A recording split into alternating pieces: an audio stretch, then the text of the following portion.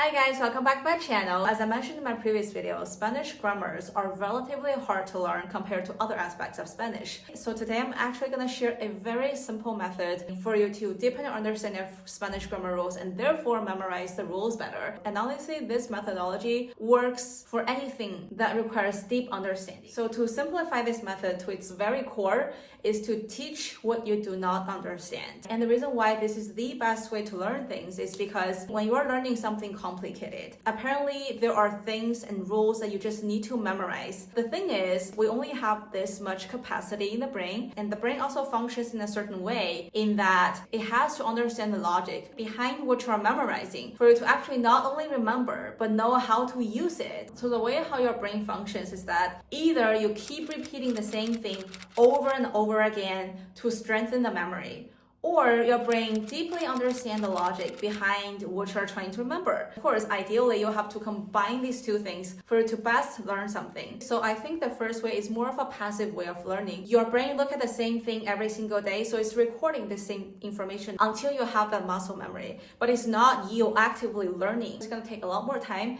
and you don't necessarily understand the logic behind it. And the second way, the way that I want to share today, is, in my opinion, a more active way to learn things, which is to understand the logic behind what you're learning and what you're trying to memorize. And I think, in my opinion, I understand something the best when I'm trying to teach somebody something or when I'm making a presentation of something. I realize that in the process of preparing such things, if I don't deeply and fully understand the logic behind it, I am not able to simplify a concept for my audience to understand. But once I figure out the logic behind the things that I'm learning, like for example, grammar rules, I will not forget. It's not just irrelevant information scattered here and there in my brain. They're all following the same logic line. And also because if I have to teach something, I'll definitely have to explain it in a way that makes sense to my brain and spit it out loud in plain language. And therefore, it's also easier for my brain to categorize all this information in the little drawers here. And now you're gonna say, if you're not doing a presentation for anybody,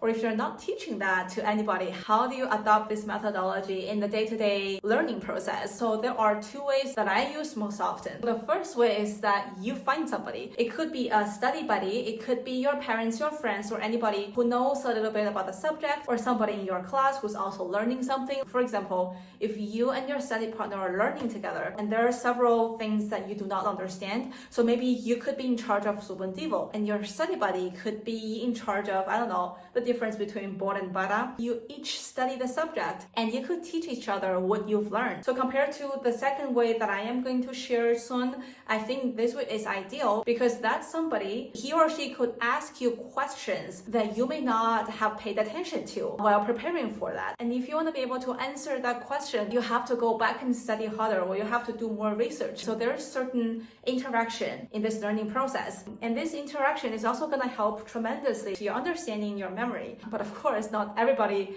would find themselves a study partner. So another way that you could do by yourself is that you would set the goals of what you're going to learn today. For example, you want to learn the difference between ser and estar, or por and para, which are like really confusing pairs. So what you can do is you will learn it first, you will categorize it, and you'll have to verbally explain it to yourself how it works. I know that for a lot of people, when they're learning something, they will just silently read these rules or silently do these exercises. What I recommend is after you silently do all these things, after you have categorized different situations, you have to verbally speak out to yourself. What is the difference between ser and estar? And there's a big difference between you explaining it verbally out loud to anybody, including yourself. And if you're just silently trying to record that information in your brain, it works totally different. So you explain to yourself, okay, Cecilia, the difference between ser and estar are as follows. And then you would specify verbally, okay, what these situations are. It works even better if you repeat 2 to 3 times to yourself. Because the first time you say it, since you're not a professional lecturer, of course, you're gonna be a bit struggling with the language. The second time when you say it, it's more like, okay, with more confidence, with more clarity. And for the third time, I think it's pretty much guaranteed that you already know how it works. And then go do some more exercises, do some more reading to enhance the memory and enhance understanding. If you say things out loud, your brain will need to go through this process of organizing the language, which will in turn help you understand